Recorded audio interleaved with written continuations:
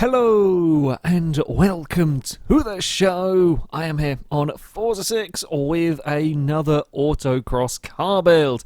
My vehicle today is quite likely to be a fast one, the Toyota MR2 Supercharged. We haven't had such a tidy roadster for a little while in this series. And yeah, I certainly expect this to hold its own pretty well. It's not going to have the giantest of tyres like we saw from the Corvette. However, it is going to be small, light, still have pretty damn decent grip. It's pretty much the ideal sort of vehicle, really. When it comes to autocross, we will start with some race tyres. Starting off in D-Class means plenty of PI to play around with. I think I might have some parts bought. I think this was a race car I had in a B-Class? I think I had an MR2 in B-Class. I just took all of the parts off before starting filming. We're going to want the tyres, of course. We're going to want the aero parts as well on the vehicle. We don't have too much of a silly wing on the MR2. Actually, it's a little bit heavier than I was expecting it to start off with. I thought it might be a little lighter to start with. Either way, it's going to finish off quite light, I suspect. 2,200 pounds, or with the weight reduction. We're going to want some brakes. We're going to want the race suspension. Eventually, when it decides to install it, we will put the race anti-roll bars. Again, anything that can help improve handling that little bit is what we're going to be wanting. These actually save a fair amount of weight on the MR2 as well. Some weight is going to go back on because I do want the roll cage. Again, helps stiffen up the chassis. Yes, it does add some weight, but it will often drop the PI, and having the slightly stiffer chassis should improve handling as well. We will probably come back to drivetrain stuff in a minute. Engine, let's have a look at engine choices actually. I was planning on keeping the standard engine. We could go for the 2-litre i4 or the 3.7-litre V6. Both of them are heavier engines. The i4 is only a fraction heavy. Both of them are heavier engines. Neither of them are particularly bad engines. I think we might stick with the standard engine if I can get the power needed out of it to get it to the top of A-class. It might be a little bit of a struggle. I don't actually know. With this vehicle, just looking at these, it might be a little bit of a pain. Yes, it is very, very light car, so PI does tend to increase quite quickly. Doesn't need a huge amount of power, to jump it up PI. Honestly, I can speak, possibly. Right, we are into A-Class now, though. Only 263 horsepower so far. I fear there is kind of a little bit of potential this could be underpowered slightly for this. We will have to wait and see. 285 horsepower, 301. It's going to be we're going to be around or about the top of A-Class, and then we can probably make up the remaining PI with gearbox and driveline, etc. 334 horsepower does make it one of the lower powered vehicles in this series, certainly. We have seen quite a lot more powerful vehicles go around, and then we have just got kind of to make up the rest of the PI. Let's put the diff in. Always a useful thing. Let's stick in the driveline bits and pieces now. Clutch, how much is that going to? It's going to be a fair amount. If we go gearbox and then go flywheel, I think is what we are going to be doing. And bloody typical. Now I have not put in the intercooler, or that could. It's a fair amount of weight added back on, so it could be a good idea. I'm not 100% sure. Okay. Yeah, I tend to not really put these in unless absolutely necessary, because they add fairly sizable amounts of weight to the vehicle for not a huge amount of power gain normally. So yeah. Oh, I was going to put a flywheel upgrade in though. Come back. We're going to want to go. Well, we can go to that stage. Sure. And then we will try clutch, I think, just to finish the thing off. Oh, for God's sake. This is going to be one of these really arsey cars, I suspect. Now, this probably isn't going to make a huge amount of... No, it's not going to make a huge amount of difference. What might be worth doing then is if we go back down that stage, then we'll go full flywheel in there, and maybe we'll get the full clutch on. It's just kind of balancing these final few bits and pieces. That'll do. That works for me. The gear ratios aren't going to be too bad on the car, I don't believe. So Yeah, that should do it for the MR2. 334 horsepower, 284 foot-pounds of torque. Yes, it is relatively low-powered for this, considering the Ford Focus that went out last time had 450 horsepower. Yes, it was front-wheel drive, but still, it had 450 horsepower. This is quite low-powered. Relatively low weight, though, 2,200 pounds. An actual physical size of the car, it is a very small vehicle. So, still hoping that the MR2 might be impressively fast. So, of course, to test out the Toyota, I have brought it to the Hockenheim circuit, where it will have 3 attempts through the Autocross course, in an attempt to beat the Renault 5 Turbo. Our current leader has a lap time of 2:05.2, and that has proved to be a mighty tough benchmark.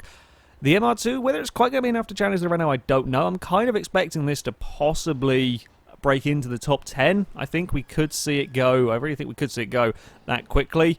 The top 10 is certainly quite largely dominated by classic cars. You know, we've got the odd exception, 911 GT3, Mazda RX-8, are the modern vehicles in that lot, largely dominated by classic cars. 60s cars have actually fared very well around here, so the MR2 a little bit newer than that, but yeah, we could well see some classic car domination continuing with this, and immediately I like it. That's, ooh, it is nice through those first corners. The brakes are not quite what I was expecting from it. I think the splitter may have ever so slightly clipped one of those early gates. Oh, we've got good speed through that section. So the big thing to take away immediately: car is planted. We have got quite a lot of grip and a good quarter speed. The brakes are not very good though. I was really expecting this, being such a small, you know, pretty damn lightweight vehicle here, to get slowed down very, very quickly, but it doesn't. Not really. It's not bad. It's not the worst, certainly, but it's not the best either. Not quite what I was expecting from the MR2. Straight line speed is pretty good. Again, we're not talking about the very fastest, but that's kind of to be expected, really. It is quite a long way down on power compared to some of the vehicles that have gone in. Cars have weighed less than this and had 150 more horsepower than it, so perhaps not too surprising that actual straight line speed is a little bit lacking. The change of direction is good though, and kind of initial acceleration is not too bad. We have got some oversteer creeping in. It's not the horrible snappy oversteer that you get with some vehicles. It's a lot more manageable. I think I've done that same thing again with just clipping the front splitter on a barrel. Like, I see it in the rearview mirror, it doesn't topple it over or anything, so it's just the minutest of clips on a barrel that I got to be aware of. Oh, there's a bit more. Okay, that was a big swipe on that barrel. There's a bit more understeer through there than I was. I say understeer, I was probably carrying a bit too much speed, but it was the front end letting go at the end rather than the back end of the car. Then the back end, woo, gets all twitchy on me. Okay, first gear, probably not a good idea around that part. It's a nice car. It certainly is a nice enough car to drive. You just got to be a little bit wary. The rear end can be a tad wiggly if you're a moron with the throttle. We've got a 3 hit gates on that one, and sort of some out of positions and so on. Not a very good first run. Learnt quite a bit though about the car. On to the second attempt for the MR2, and if I can not make any mistakes, that would be quite useful. No clipping of the barrels. It's the front right corner I've got to watch out for. Quite easy to do with this vehicle when you're trying to get that little fraction at times. The other thing that we have got to watch out for, actually there's 2 kind of big things to watch out for. First of all, the brakes. I'm not overly impressed with them, so we are going to have to brake a little bit early. And the back end liking to wiggle around on its own is something to be aware of. We were a little slower, I think, through that fast gate this time around. However, it put me I was much better positioned for the corners later on, so I think that's probably the way to go. Like that first run, we were, I think, about 110, but it was very, very ragged through the corner. We ended up running out wide. It was a bit messy, really, coming towards the next gate, so we might be better off just being neater, and that would, probably do us a world of good lap time-wise. 117 miles an hour, not too bad at all down there. Got a little bit better run that time out. Oh, come on, please get turned, please get turned. I think one of the problems we may potentially have with this MR2 is as good a car as it is. We might just be lacking that little bit of overall grip. It's just, you can just feel the understeer. There's these corners I'm having to be a little bit more cautious. You know, I have to have a little bit of a lift in places because the front end just isn't getting turned in. I think we may be struggling from just not having the same size tyres that have gone on some of the previous vehicles. You know, the likes of the Corvette that went so very quickly. They got ginormous tyres on the car. Yes, the MR2 is a little bit smaller, probably a little bit lighter as well, but that had such massive tyres on the car that it had stupendous traction and excellent sort of front end grip, excellent turning to the corners. This car feels like it's lacking a little bit on turning in the back end, can do its own thing at a moment's notice as we come up towards this wriggle towards the line. This is where the Renault 5 was so impressive. The MR2 pretty good through there, and it is going to be a half-decent run to the line. 7.355 is not a bad time at all from the MR2. Question is, can I go any quicker? On to the final run for the Toyota. I'm not really sure where I'm going to be able to find a huge amount of time with this car. It's certainly not a bad vehicle at all, but finding any more time is, I think, going to be a little bit difficult. It does sort of bog down a little bit off the start. You may have noticed there, I kind of just mashed the clutch a couple of times to make sure we got off the line cleanly. I haven't had that happen to a vehicle for quite a while, actually, on here. Surprised that it would be the MR2 that does it. Normally it's kind of underpowered four-wheel drive cars that can have that issue, but yeah, it's tend to be underpowered four-wheel drive cars with a combination of slightly long gears, and that causes issues. The Escort Cosworth was terrible for it. So yeah, this probably got a little bit longer gears, and it hasn't got a huge amount of power, so a little bit of mashing of the clutch gets the car off the line quickly. We have a good first sector there, though. Pleased with some of them. Good straight line speed as well down this back straight, 119 miles an hour. I am being a tad careful under brakes down there because I'm still not 100% sure that I trust this car. I definitely think the best policy with it is trying to be smooth. That's where we're going to find the lap time with this vehicle. It is very, very easy, I reckon, to get this car sliding and just lose a bit every corner here and there. So trying to be as smooth as I can with the MR2 is probably where I'm going to find the lap time if I can. Not be too crazy with the braking. You know, of course I'm wanting to make up time around this course, but very easy to fall off the track and do something stupid. More likely to just run a tad wide and hit a gate than actually fall off the track in this sort of a challenge. But yeah, I'm pleased with this run so far. The MR2 is responding well, actually, to just being that little bit smoother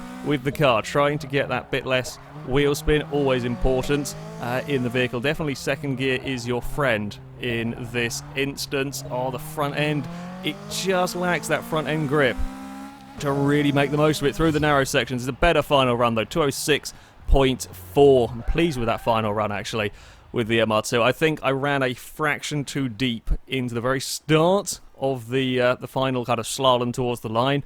I know I just ran too deep into that first part. I was a little compromised there. The rest of that run, though, was bloody good. The MR2 is... Oh, we get to level up. Fantastic. Can I win anything, Carl? I'm at the boring wheel spins now.